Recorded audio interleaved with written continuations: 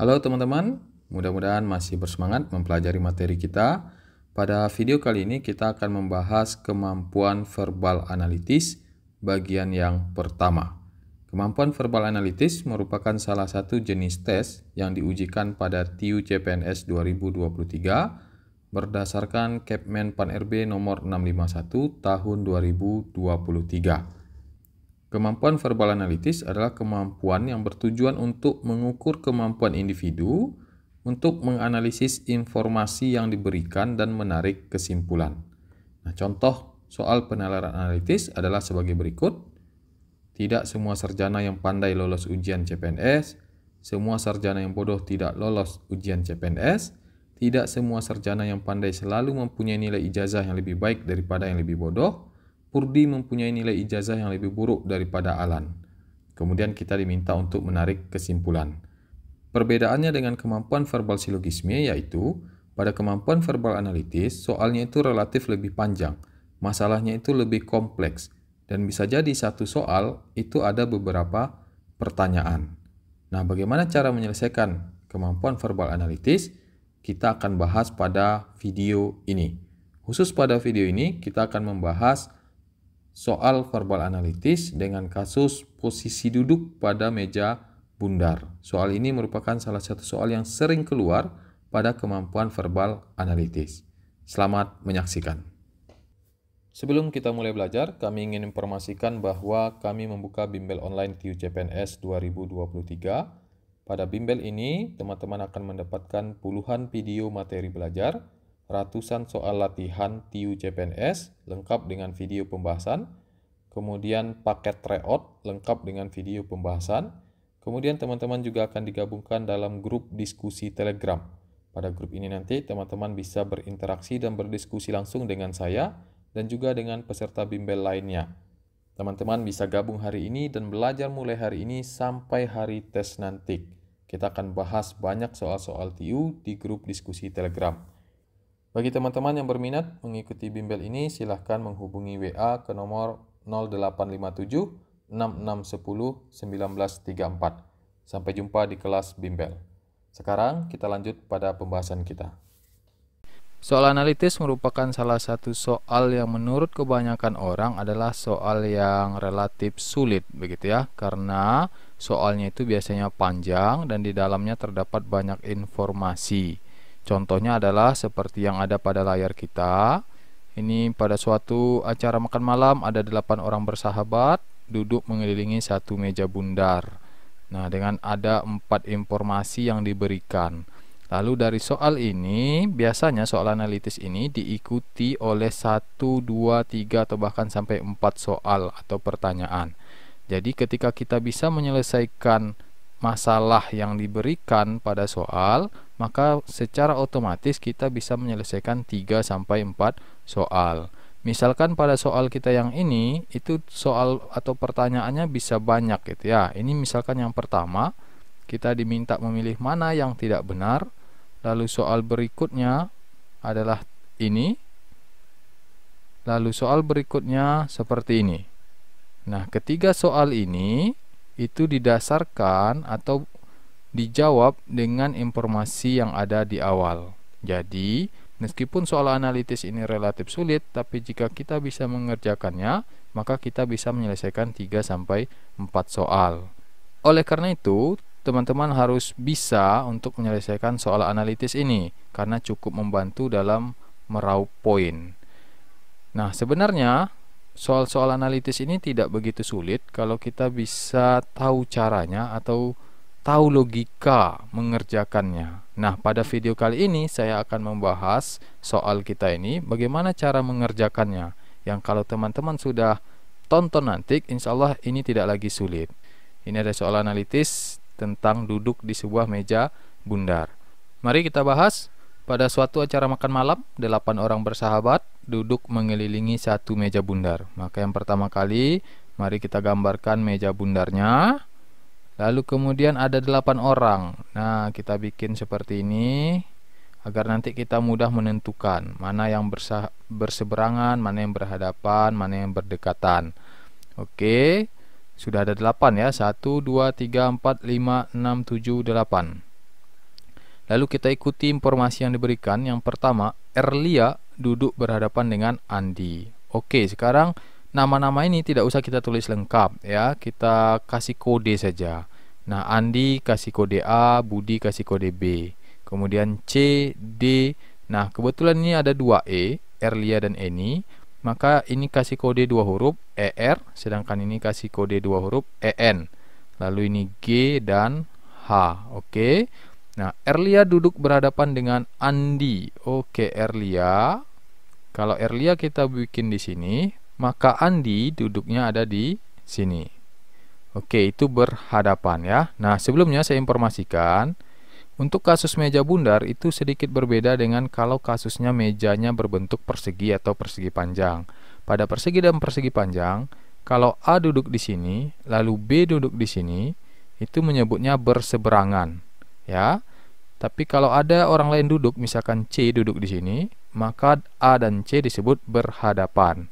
Nah, jadi berbeda antara berhadapan dengan berseberangan. Itu kalau mejanya seperti ini. Nah, tapi kalau pada lingkaran, berhadapan dan berseberangan itu sama. Oke. Mari kita lanjutkan. Informasi pertama sudah beres.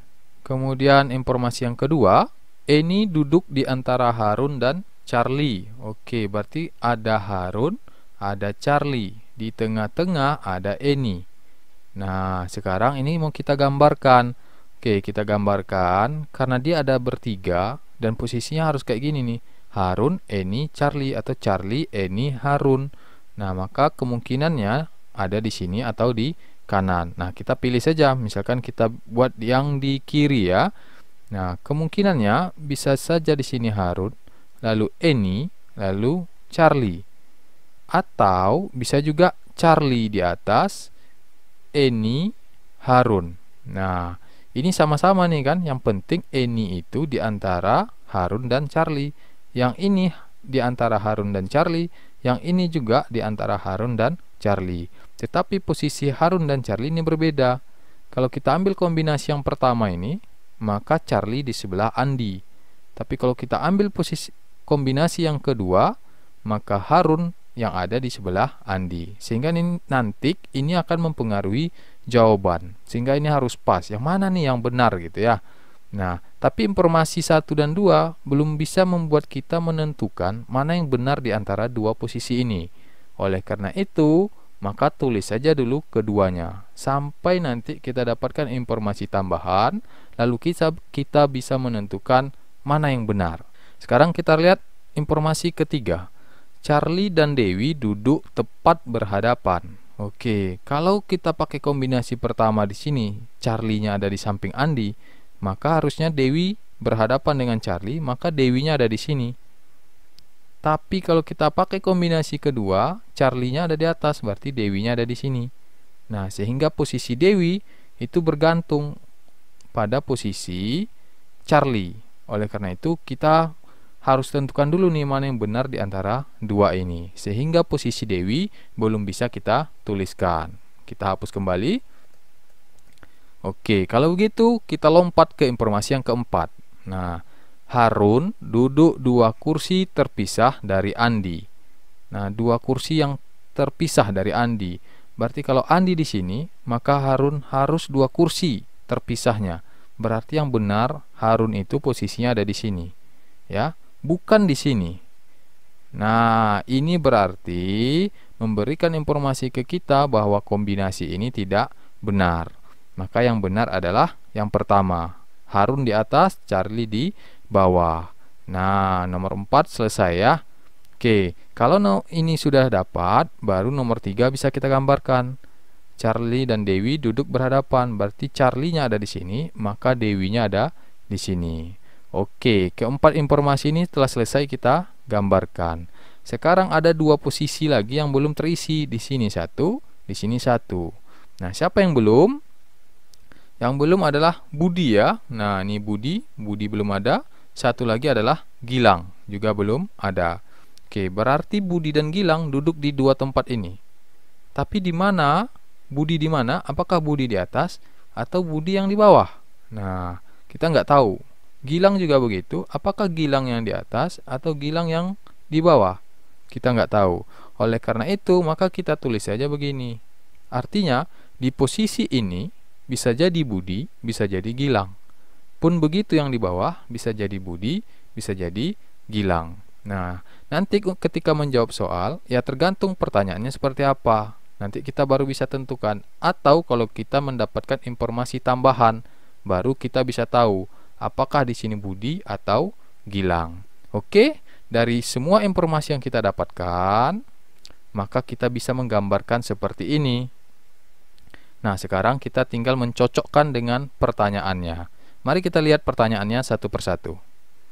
Oke, ini soalnya teman-teman. Gambar yang tadi sudah saya pindahkan ke sini. Nah, di antara beberapa kemungkinan di bawah ini, salah satu pilihan yang tidak benar adalah yang tidak benar. A.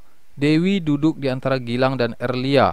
Gilang dan Erlia ya. Nah, Dewi ada di sini. Duduk di antara Gilang dan Erlia. Oke, Gilang kan bisa jadi di sini ya. Di sini bisa jadi Budi, bisa jadi Gilang. Sehingga kalau dikatakan Dewi duduk antara Erlia dan Gilang, itu benar teman-teman. Karena memang bisa jadi di sini ada Gilang ya. Berarti yang A ini benar. Oke, sekarang yang B. Charlie dan Budi dipisahkan oleh Aldo. Charlie dan Budi, Charlie ini, Budi bisa jadi di sini kan? Oke, kalau Budi di sini berarti yang B benar. Gitu ya, karena Charlie dan Budi dipisahkan oleh Aldo. Oke, yang B benar. Yang C, Eni duduk di antara Harun dan Charlie. Eni duduk, ini Eni, antara Charlie dan Harun. Benar. Ini juga ada di soal tadi ya. Udah pasti benar. Oke. Kemudian yang D, Dewi dipisahkan 2 kursi dari Andi. Oke, Dewi ada di sini dipisahkan 2 kursi. 1, 2 dari Andi. Benar juga. Oke. Yang E, Budi duduk di antara Erlia dan Harun. Budi. Nah, Budi ada di sini ya. Bisa jadi di sini, bisa jadi juga di sini. Nah, duduk di antara Erlia dan Harun. Erlia sini, Harun sini. Berarti nggak mungkin kan? Nah, berarti E lah yang tidak benar. Pertanyaannya adalah yang tidak benar. Oke, sehingga jawabannya adalah E. Nah, bisa dilihat teman-teman, kalau gambar kita tadi sudah benar, maka di opsinya itu sebenarnya gampang begitu teman-teman ya. Nah, kalau seandainya tadi teman-teman melihat yang tidak benar itu ada 3 opsi misalkan, B tidak benar, C tidak benar, D tidak benar, maka kemungkinannya gambar kita yang tidak benar teman-teman. Nah, tidak mungkin ada 3 jawaban gitu ya. Sehingga kalau ada 3 jawaban yang benar, maka curigai jangan-jangan gambar kita salah. Periksa kembali. Oke teman-teman, dari satu gambar ini masih ada pertanyaan lain yang bisa dibuat, dan itu sangat mungkin terjadi di tes nanti gitu ya. Satu informasi ada banyak soal. Kita lihat contoh soal kedua. Ini dia soal yang kedua. Bila Eni dipisahkan oleh 2 kursi dengan Budi. Oke. Bila Eni dipisahkan oleh 2 kursi dengan Budi. Oke, Eni ada di sini teman-teman. Ini Eni dipisahkan 2 kursi dengan Budi. Berarti 1, 2. Berarti Budi haruslah di sini. Nah, tadi kan kita belum tahu pasti Budi dan Gilang di mana. Budi bisa jadi di sini, bisa jadi juga di sini. Nah, sehingga kalau sudah ditetapkan di soal, itu kan ada bila ya, bila Eni, bila itu maksudnya jika Eni dipisahkan 2 kursi dari Budi, berarti soal itu sudah memberikan informasi tambahan bahwa Budi harus ada di sini, ya. Nah, Budi harus ada di sini. Oke, kalau gitu Gilangnya kita coret, ya. Nah, kemudian Budi di sini kita coret. Nah, informasi ini adanya di soal. Jadi ada informasi tambahan di soal. Oke, informasi ini memastikan kita bahwa yang ada di sini adalah Gilang dan yang ada di sini adalah Budi. Maka ini kita coret nih. Oke, kemudian baru kita lihat pernyataannya. Pernyataan di bawah ini yang benar adalah Eni dan Gilang dipisahkan oleh 2 kursi. Eni dan Gilang nih ya, hadap-hadapan. Mereka dipisahkan oleh 3 kursi. 1, 2, 3. Berarti yang A salah. B, Eni dan Andi duduk berseberangan. Eni dan Andi ya. Eni di sini, Andi di sini. Apakah berseberangan? Tidak ya. Oke, berarti yang B juga salah. C, Budi dan Harun duduk berhadapan. Budi ada di sini dan Harun ada di sini. Oh ya, benar, mereka berhadapan. Sehingga C ini adalah benar. Oke, berarti jawabannya C. Nah, tapi kalau kita pengen periksa lagi, mari kita periksa. Charlie duduk di sebelah Erlia. Charlie duduk sebelah Erlia. Charlie ada di sini, Erlia ada di sini. Nah, bukan bersebelahan itu ya. Berarti D salah. Yang E, Gilang duduk di dekat Harun. Gilang ada di sini, Harun di sini. Bukan di dekat. Di dekat tuh maksudnya kalau Gilang, yang dekat Gilang itu berarti Dewi atau Budi. Nah, berarti E juga salah. Sehingga jawaban yang benar adalah C. Oke, teman-teman. Nah, bukan hanya 2 soal, bahkan dari satu informasi tadi bisa ada 3 soal. Contohnya begini. Nah, di sini ada informasi baru lagi. Bila Eni dan Gilang duduk berhadapan, oke, Eni dan Gilang duduk berhadapan. Ingat teman-teman, kalau tadi, nah ini ya, ini kan sudah kita coret nih. Budi itu adanya di sini, Gilang ada di sini. Kenapa? Karena informasinya mengatakan begitu. Lalu pada soal yang ketiga, kita balik lagi ke soal yang pertama gitu ya. Maksudnya gambar yang pertama kita belum tahu nih Budi dan Gilang itu ada duduk di mana. Ingat, tadi kita bisa mencoret itu karena soal yang tadi gitu ya. Sehingga di soal yang baru ya gambarnya baru lagi nih. Oke. Nah, di sini dikatakan bila Eni dan Gilang duduk berhadapan. Eni dan Gilang duduk berhadapan. Nah, ini juga memberikan informasi bahwa Gilang itu ada di depan Eni. Berarti B-nya boleh kita coret. Lalu, kalau Gilang di sini, maka Budi yang di sini. Nah, ini kita coret. Oke, sehingga kita sudah dapat kepastian duduk Budi dan Gilang. Nah, pernyataan yang benar adalah Erlia duduk berhadapan dengan Budi. Erlia, Budi, bukan berhadapan itu ya. Erlia itu berhadapannya dengan Andi. B, Erlia duduk di sebelah Eni. Erlia di sini, Eni di sini. Berarti bukan bersebelahan. Salah. C, Charlie duduk di sebelah Budi. Charlie di sini, Budi di sini. Bukan bersebelahan. Berarti salah. Gilang duduk di antara Dewi dan Budi. Gilang duduk di antara Dewi dan Budi. Oke, benar. Yang E, Budi duduk di antara Andi dan Charlie. Budi duduk di antara Andi dan Charlie. Oh, salah, bukan di antara ya. Sehingga jawaban yang benar adalah D. Nah, demikian teman-teman. Jadi dari satu informasi awal ini, kita bisa buat gambar. Kalau gambar kita benar, maka kita bisa selesaikan 3 soal. 1, 2, 3. Nah, mungkin ini terlihat agak lama karena saya mengerjakannya sambil menjelaskan. Kalau teman-teman mengerjakannya, maka itu bisa lebih cepat. Yang penting, teman-teman jangan menuliskan sesuatu yang tidak disebutkan pada informasi. Misalkan tadi antara B, Budi dan Gilang. Informasi tidak ada menceritakan di mana Budi dan Gilang duduk. Maka kita buat saja Budi, Gilang, buat kedua kemungkinannya. Lalu nanti baru kita tentukan, kita pastikan jika ada informasi tambahan seperti soal yang kedua dan yang ketiga tadi. Baik, demikian tadi pembahasan kita tentang kemampuan verbal analitis. Pada video berikutnya kita masih membahas tentang kemampuan verbal analitis, tapi pada contoh kasus soal yang lain, supaya kita semakin paham dan semakin terlatih dalam menyelesaikan soal-soal analitis ini. Sampai jumpa pada video berikutnya.